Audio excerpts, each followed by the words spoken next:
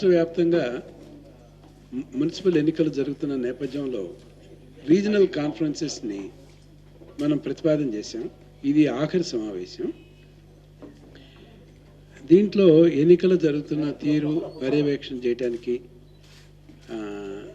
ఏర్పాట్లు ఎట్లా ఉన్నాయి, వీటిని ప్రత్యక్షంగా తెలుసుకోవడానికి రాజకీయ పార్టీలతో సమావేశం వీడియో కాన్ఫరెన్స్ ద్వారా నిర్వహించడానికి, ఇక్కడ స్థానికంగా ఉన్న రాజకీయ పార్టీలతో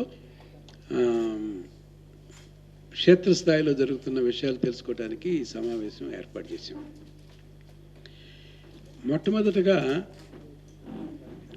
పంచాయతీ ఎన్నికలు ప్రశాంత వాతావరణంలో జరిగిన పద్ధతి దీనికి మున్సిపల్ ఎన్నికలకు కూడా ఒక మంచి ఊతం ఇస్తోంది.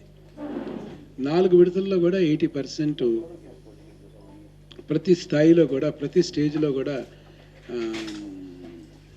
Let CP come near to us.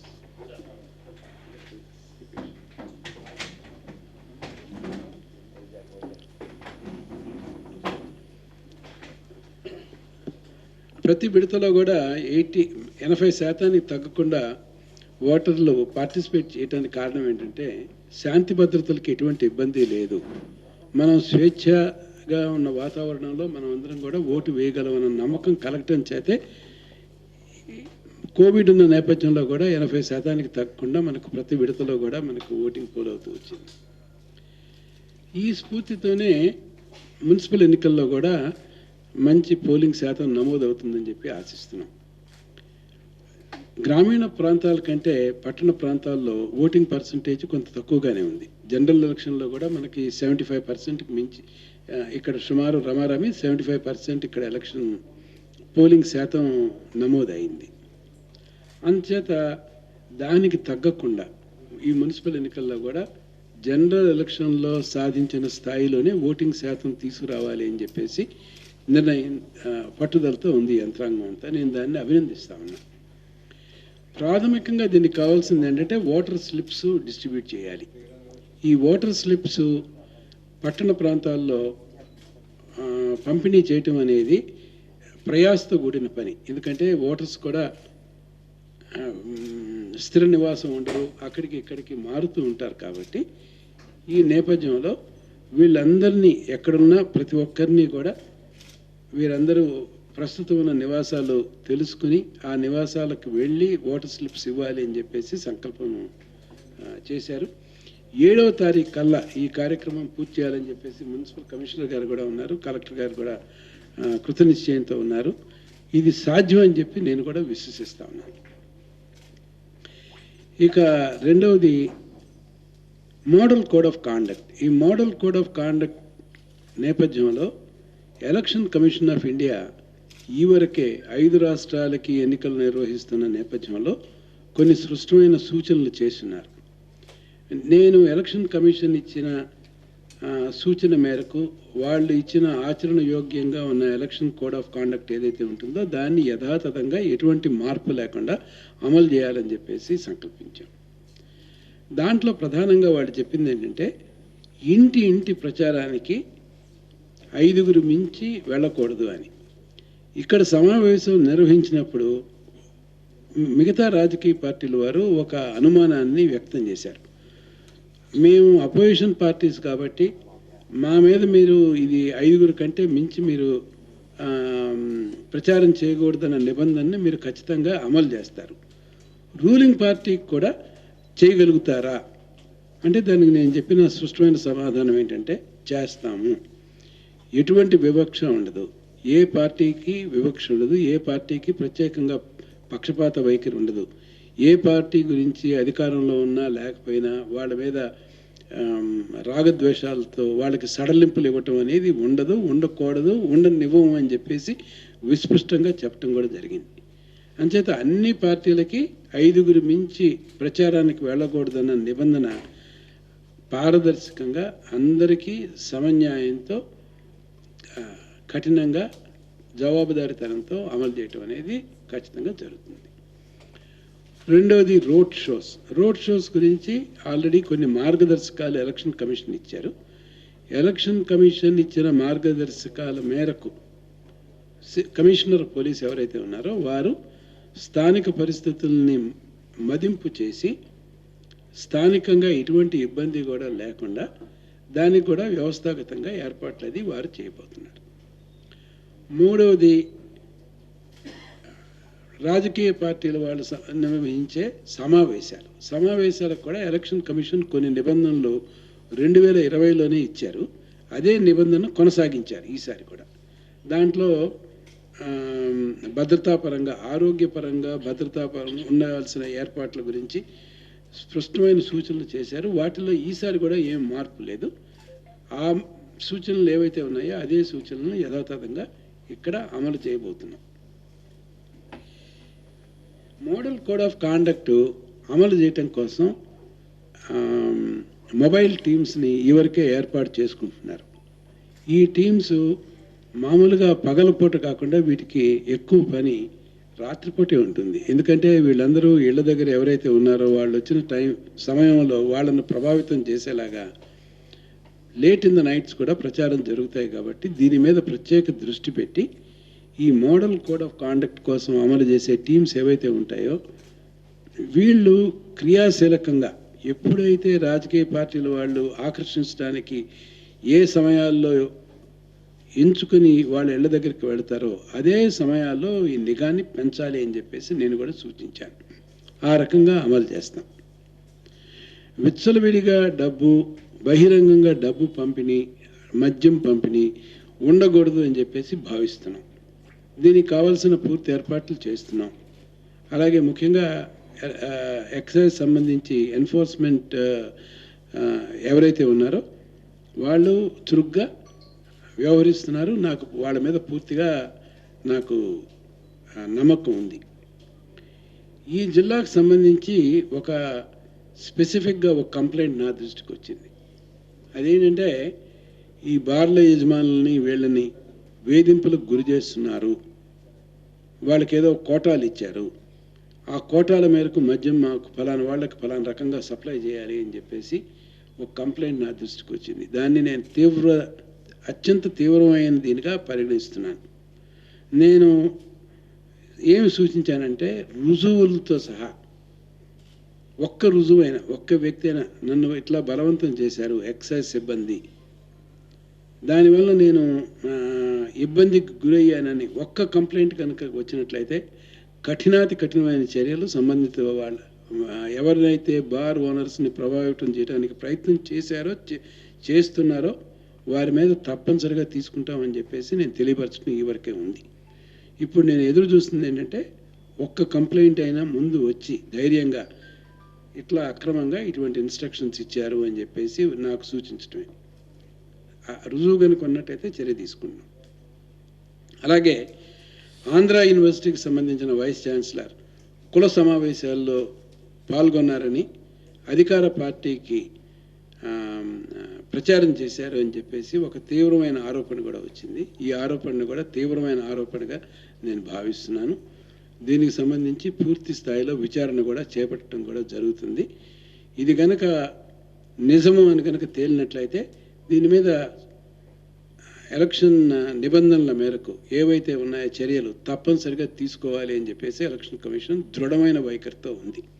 ఎటువంటి సడలింపులు ఎటువంటివి ఇవి ఇవ్వం. ఇది చాలా తీవ్రమైన విషయమే.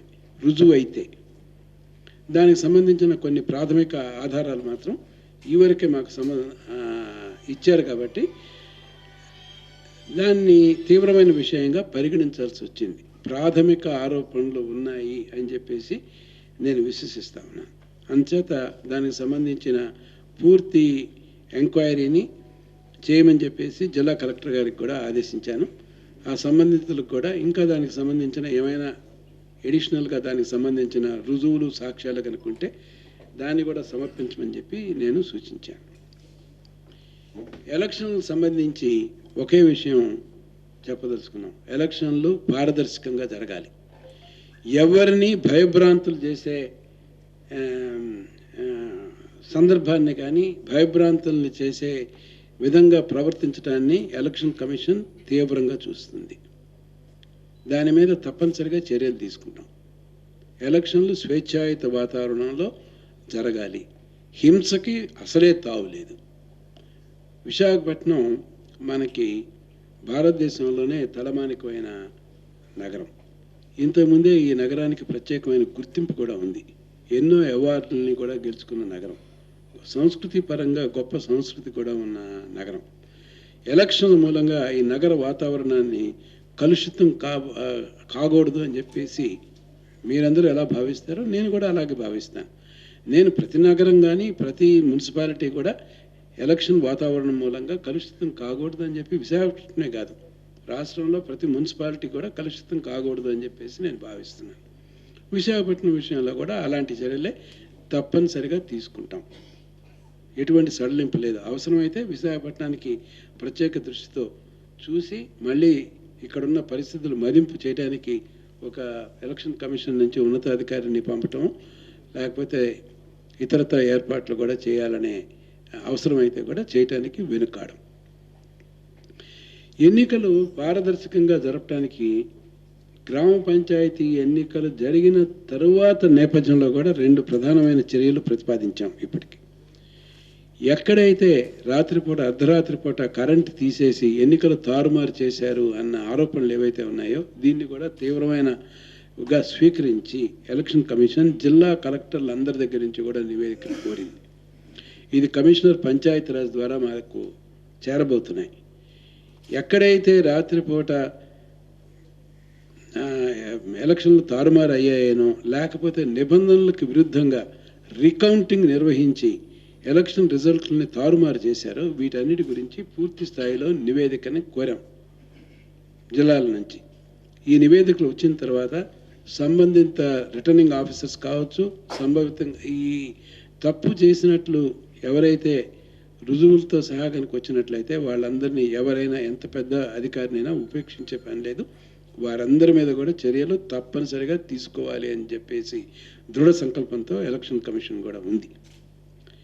గతంలో మున్సిపల్ ఎన్నికల్లో జరిగిన నేపథ్యంలో ఎవరైతే నామినేషన్స్ విత్డ్రా చేశారో వాళ్ళందరినీ పునరుద్ధరిస్తామని చెప్పడం జరిగింది. జిల్లా కలెక్టర్లు అందరి దగ్గర నుంచి కూడా రిపోర్ట్స్ వచ్చాయి. అంటే వాళ్ళ రిపోర్ట్స్లో ఏం చెప్పారంటే ఇంకా విత్డ్రాయల్కి టైం ఉంది కాబట్టి 1-2 కేసుల్లో అడ్వాన్స్గా విత్డ్రాయల్ చేశారు, కానీ ఎక్కువ మంది ఒత్తిడికి లోనై ఇప్పటి వరకు విత్డ్రా కాలేదు అని చెప్పేసి రిపోర్ట్స్ ఇచ్చారు. దాఖలాలు లేవని ఇచ్చారు. ఆ రిపోర్ట్స్ని మేము విశ్వసించాం. అందుచేత ఒత్తిడికి లోనై ఇంకా టైం ఉంది కాబట్టి ఎక్కడ రాష్ట్ర వ్యాప్తంగా అలాంటి విత్డ్రాయల్స్ ఎలక్షన్ కమిషన్ దృష్టిలో ప్రత్యేక పరిశీలన లేదు.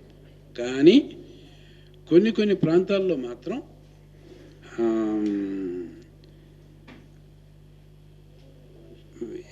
ఇది నామినేషన్ వేయటానికి కూడా వేయలేని పరిస్థితులు ఉన్నాయి అన్న విషయాలన్నింటినీ కూడా ప్రతి ఒక్క విషయాన్ని కూడా రుజువులతో సహా పరిష్కరించాల్సి వచ్చింది. ఎలక్షన్ లా అనేది చాలా పాయింటెడ్గా ఉంటుంది. దీంట్లో ఎలక్షన్ లాలో రిలీఫ్ ఇవ్వటం అనేది మొట్టమొదటిసారి ఇస్తున్నాం మనం. ఈ మొట్టమొదటిసారిగా ఇచ్చేటప్పుడు క్షేత్రస్థాయిలో ఉన్న రుజువుల్ని వీటన్నిటినీ పరిశీలనలో తీసుకుని ఎక్కడైతే ప్రివెన్షన్స్ ఉన్నాయన్న విషయాన్ని మదింపు చేయడానికి ఉన్న ఇన్ఫర్మేషన్ మొత్తాన్ని జల్లెడ పెడితే మిగిలిన కేసులు ఒక 15-20 మించి దొరకట్లేదు ఎవిడెన్స్తో. కేవలం నేను దీనికి వైలెన్స్ వల్ల నేను వేయలేకపోయానని చెబితే కాదు, సాక్ష్యాధారాలు చూపించాలి. కాబట్టి సాక్ష్యాధారాలు ఉన్న ప్రతి ఒక్క కేసుని వదలకుండా చర్యలు తీసుకుంటున్నాం. అలాంటివి తిరుపతిలో, రాయచోట్లోనూ, అలాగే పొంగనూరులో కొన్ని కేసెస్, బహుశా ఎర్రగుంటలో, లేకపోతే తాడిపత్రిలో 1-2 కేసులు, ఇలాంటి కేసెస్ ఉన్నాయి. రుజువులో ఉన్న ప్రతి ఒక్క కేసులో కూడా అభ్యర్థికి తిరిగి నామినేషన్ వేయడానికి మొట్టమొదటిసారిగా విశేష అధికారాలు ఉపయోగించి అవకాశాలు కలగజేస్తున్నాం. ఇదేంటంటే ఇదొక సిగ్నల్. తప్పు జరిగితే ఉపేక్షించకూడదు. ఒకవేళ ఎవరైతే నిజంగా కనుక అవకాశాలు కనుక కోల్పోతే మనం చట్టాన్ని అభ్యర్థులు ఎవరైతే నష్టపోయారో వాళ్ళకు అనుకూలంగా చట్టంలో ఉన్న ప్రక్రియను వాళ్ళకు అనుకూలంగా మలుచుకొని సానుభూతితో వ్యవహరించాలి అని చెప్పేసి ఎలక్షన్ కమిషన్ సంకల్పిస్తుంది. బెనిఫిట్ ఆఫ్ డౌట్ ఎక్కడైతే ఉందో అది అభ్యర్థులకే, ఎవరైతే అవకాశాలు కోల్పోయారో వాళ్ళకే ఇవ్వాలి అని చెప్పేసి సంకల్పించి నిర్ణయాలు తీసుకుంటున్నాం. చేయగలిగిందంతా ఎటువంటి భిన్నాభిప్రాయాలు లేకుండా చాలా సానుకూలతతో చేస్తున్నాం. చేయవలసిన దానికంటే తక్కువ లేకుండా చేస్తున్నాం. అన్నిటికంటే నేను ఇంతకుముందు కూడా చెప్పాను, పంచాయతీ ఎన్నికల్లో 80% వరకు ఓటింగ్ శాతం నమోదైందంటే మాకు ప్రచార మాధ్యమాల ద్వారా వచ్చిన సానుకూలత, వాళ్ళ దగ్గర నుంచి వచ్చిన సహాయాలను కూడా విస్మరించడానికి ఇది చాలా వాల్యుబుల్ రిసోర్స్. ఎలక్షన్ కమిషన్ సందేశం ఏదైతే ఉంటుందో ఇది క్షేత్రస్థాయిలో చివరి వ్యక్తి వరకు తీసుకెళ్ళటంలో డిపార్ట్మెంట్ పరంగా మేము చేసిన కృషి కంటే ప్రచార మాధ్యమాల ద్వారా జరిగిన కృషి కూడా చాలా గణనీయమైంది, ఇది విలువైంది. నేను ప్రత్యేకంగా కృతజ్ఞత తెలియజేస్తూ ఈ మున్సిపల్ ఎన్నికల్లో కూడా సామాజిక బాధ్యతగా ప్రతి ఒక్కరూ కూడా ఓటు వేయాలి. గ్రామీణ ప్రాంతాల ఓటర్లతో కనుక చూసినట్లయితే పట్టణ ఓటర్లు విద్యావంతులు, ఆర్థికంగా కూడా బలమైన స్థితిలో ఉంటారు.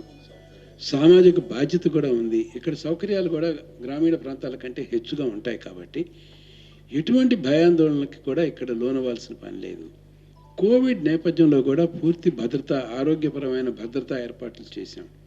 గ్రామీణ ప్రాంతాల్లో 4 విడతల్లో పోలింగ్ జరిగిన తర్వాత కూడా ఎక్కడా కోవిడ్ కేసెస్లు ఎక్కడా రాష్ట్రంలో పెరగలేదు. మనం సఫలీకృతులయ్యాం. మున్సిపల్ ఎన్నికల్లో కూడా ఇంకా మెరుగైన ఏర్పాట్లు జరగనున్న నేపథ్యంలో పట్టణ ఓటర్లు కూడా విచక్షణతో, విజ్ఞతతో, సామాజిక బాధ్యతతో హెచ్చు శాతం మంది ఈ జనరల్ ఎలక్షన్లో కంటే తగ్గకుండా ఓటింగ్ శాతం నమోదు కావాలని, ఇవన్నీ కనుక అయితే ఇది మన చేసిన ఏర్పాటుకి సత్ఫలితాలు ఇస్తుందని చెప్పేసి, దీనివలన ఈ సంస్థలు కూడా బలపడి బలమైన నాయకత్వం, పటిష్టమైన నాయకత్వం, క్రియాశీలకంగా వ్యవహరించే నాయకత్వం కూడా అందరూ కూడా హెచ్చు సంఖ్యలో పాల్గొని ఓటింగ్ చేయటం ద్వారా సమకూరుతుందని చెప్పేసి ఎలక్షన్ కమిషన్ మీ ద్వారా పట్టణవాసులకి, పురవాసులకి అందరికీ కూడా తెలియజేస్తూ సెలవు తీసుకుంటున్నాను.